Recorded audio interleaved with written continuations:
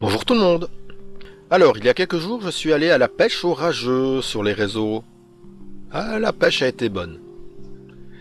Et je l'ai fait avec cette vidéo.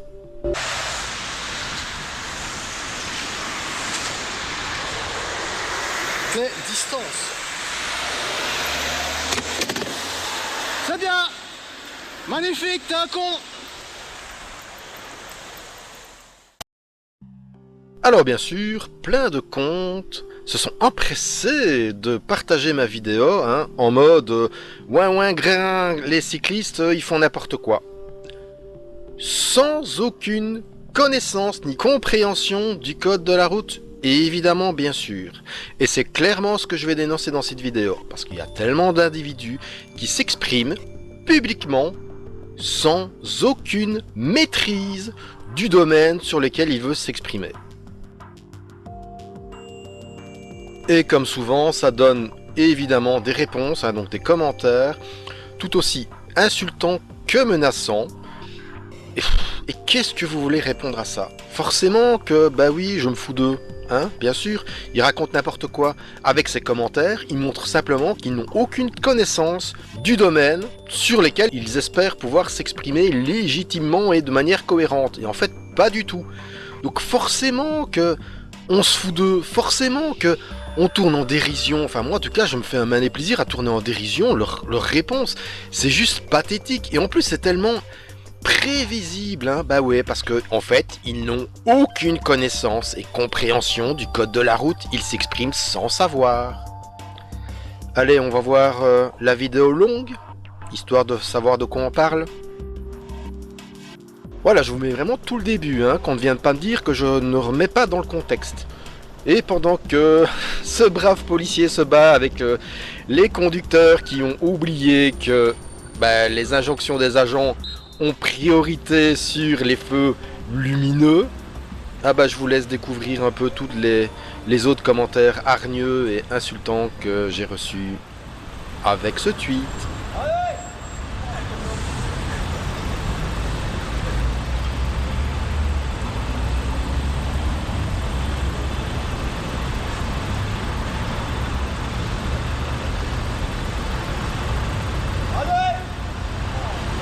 Ah ouais, ça.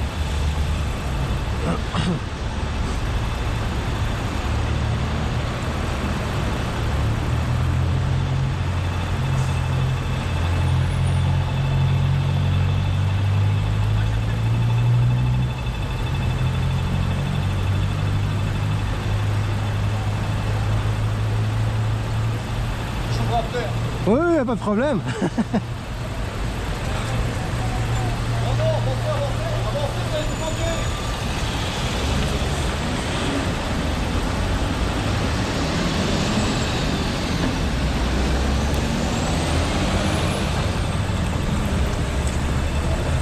Ah, bonne journée.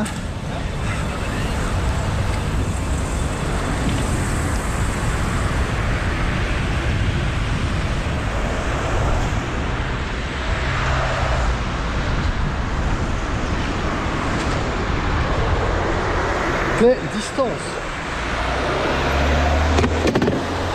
C'est bien. Magnifique, t'es un con.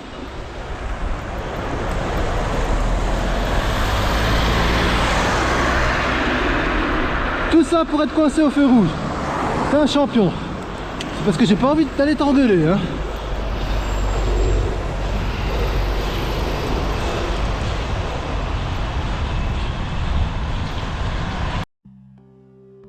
Bon, maintenant que vous avez vu toute la séquence, du début à la fin, on va parler d'un article du code de la route en particulier, l'article 9.4.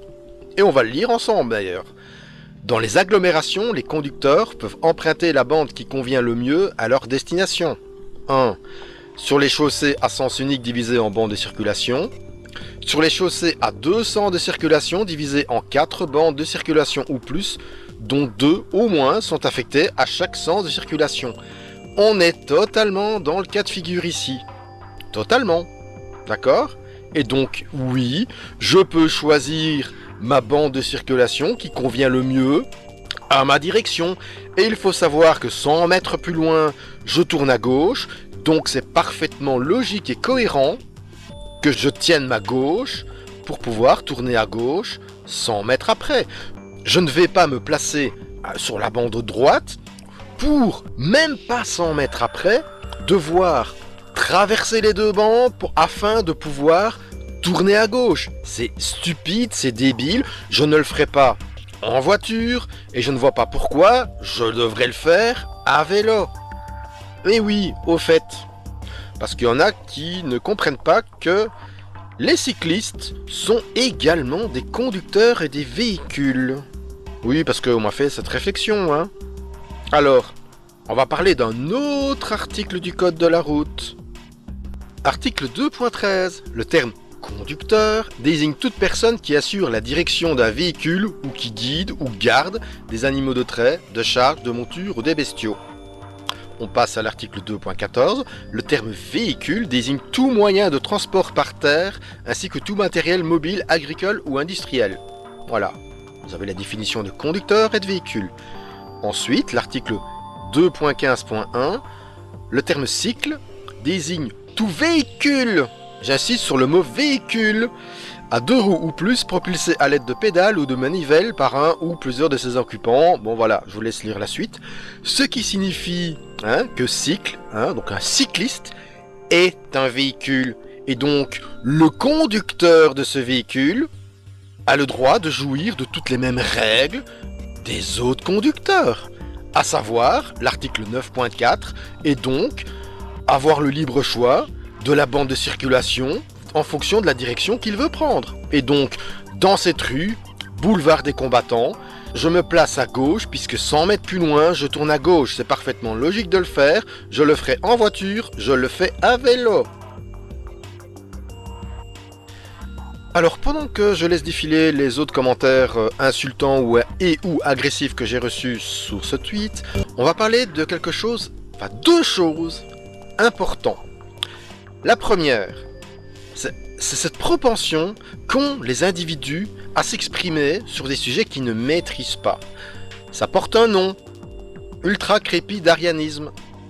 Je vous laisse découvrir la définition, mais c'est clairement cette pénible habitude qu'ont les individus à s'exprimer publiquement sur des sujets qu'ils ne maîtrisent pas. On l'a vu avec le Covid, on le voit encore constamment avec le réchauffement climatique, on le voit encore sur plein de sujets, et effectivement, le sujet de la mobilité et donc du code de la route ne fait pas exception, et on a constamment des abrutis, excusez-moi du mot, mais des abrutis qui s'expriment alors que la notion de code de la route, c'est une notion vague et ancienne, quand ils l'ont étudiée il y a très longtemps, voilà.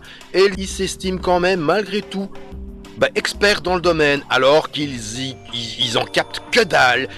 Vous êtes des incompétents, les mecs. Excusez-moi, vous êtes des incompétents, vous vous exprimez sur des sujets sur un sujet que vous ne maîtrisez pas du tout. Du coup, ouais, je vous traite d'abruti.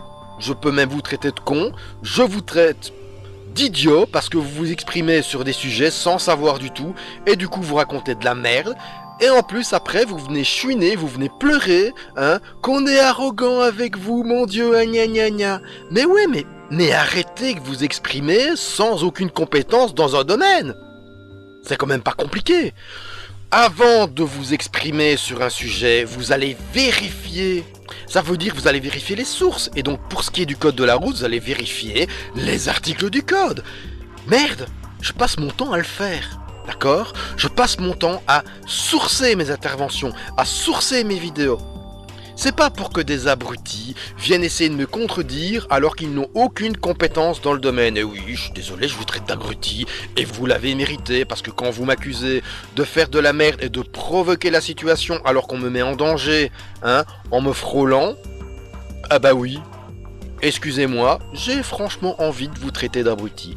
Ce qui m'amène au deuxième sujet, oui, effectivement, quand on me frôle de la sorte, je frappe le rétro du véhicule. Pourquoi ? Mais parce qu'il est trop près. Il faut garder constamment 1 mètre de distance latérale avec les cyclistes. Constamment. Pas 50 cm, pas 30 cm, c'est minimum 1 mètre. Si je peux toucher le véhicule, c'est que le véhicule est trop près. Et en plus ici, dans ce cas de figure si précis, le conducteur n'a pas respecté les distances de sécurité en me collant beaucoup trop fort. Il me dépasse alors qu'il y a une bande blanche, donc du coup c'est parfaitement interdit. On est en Belgique, il n'y a pas d'exception, d'accord? Et il me dépasse en plus en me frôlant. Ah oui, et la preuve c'est qu'effectivement, je touche son rétro. Pour tous ceux qui chouinent, oh mon dieu, t'as touché le rétro, mon dieu, c'est du vandalisme. Alors déjà, toucher un véhicule n'est pas du vandalisme, c'est l'abîmer. Je touche le véhicule, je ne le dégrade pas, d'accord? C'est la nuance. Mais vous préférez pleurer, oh mon dieu, le pauvre rétro, il a eu mal, alors que moi, je suis mis en danger dans mon intégrité physique. Clairement, c'est parce que je suis un cycliste aguerri, mais d'autres cyclistes dans la même situation risqueraient une chute. Et encore, je ne suis pas à l'abri d'une chute également non plus, parce qu'il peut tout à fait m'arriver de chuter dans ce genre de cas de figure. Le conducteur serait pénalement responsable, que j'aille toucher le rétroviseur ou pas, d'accord? C'est une menace à mon intégrité physique, c'est une mise en danger, c'est une infraction du 3e degré. Que je touche le rétroviseur ou pas. Alors avant de pleurer, pour le pauvre petit rétroviseur qui s'est fait frapper, oh mon dieu, j'ai touché le rétroviseur. Comprenez une chose, à partir du moment où vous ne respectez pas 1 mètre de distance latérale avec moi, vous entrez dans ma bulle de sécurité et donc oui, je vais toucher votre véhicule. Vous pourrez toujours pleurer tant que vous voulez, je vais le faire. Ça prouve précisément que vous ne respectez pas le code de la route et que vous ne respectez pas mon intégrité physique. Vous ne voulez pas que je touche à votre rétroviseur? Vous gardez 1 mètre de distance latérale minimum et je n'arriverai pas à toucher votre rétroviseur parce que mon bras ne fait pas 1 mètre. C'est de la physique basique. Ok? Ça va? Donc, 2 choses à retenir avec cette vidéo. 1. Évitez de vous exprimer sur des sujets que vous ne maîtrisez pas. Allez vérifier avant de vous exprimer, pas après. Si vous le faites après, ne vous étonnez pas qu'on vous traite d'abrutis qui s'expriment n'importe comment. Vous passez comme des incompétents. Et c'est normal qu'effectivement, on vous mette votre nez dans le caca dans ce cas-là. Et deuxièmement, arrêtez de frôler les cyclistes. Arrêtez de frôler les cyclistes, c'est tout. Si le cycliste peut toucher votre véhicule, c'est que vous êtes trop près. Vous ne voulez pas qu'il touche à votre véhicule? Respectez vos distances. C'est aussi simple que ça. Moi, c'est précisément pour ça, entre autres, que je n'hésite pas à le faire, pour montrer et faire comprendre aux individus qui sont trop près. Ça les énerve, ça les agace, ils n'aiment pas qu'on touche à leur véhicule, c'est très bien. À force, ils vont comprendre, ils vont apprendre que il faut respecter les distances de sécurité avec les cyclistes, à savoir 1 mètre de distance latérale minimum. C'est tout, aussi simple que ça. Oui, et donc, dernière chose, un cycliste est un véhicule. Considérez-le comme tel. C'est important. Un cycliste est un véhicule. Il a tout autant le droit d'être sur la route que vous. C'est aussi simple que ça. Allez, en espérant que cette vidéo, qui sera sans doute un peu trop longue, fasse réfléchir certaines personnes. Allez, bonne route tout le monde.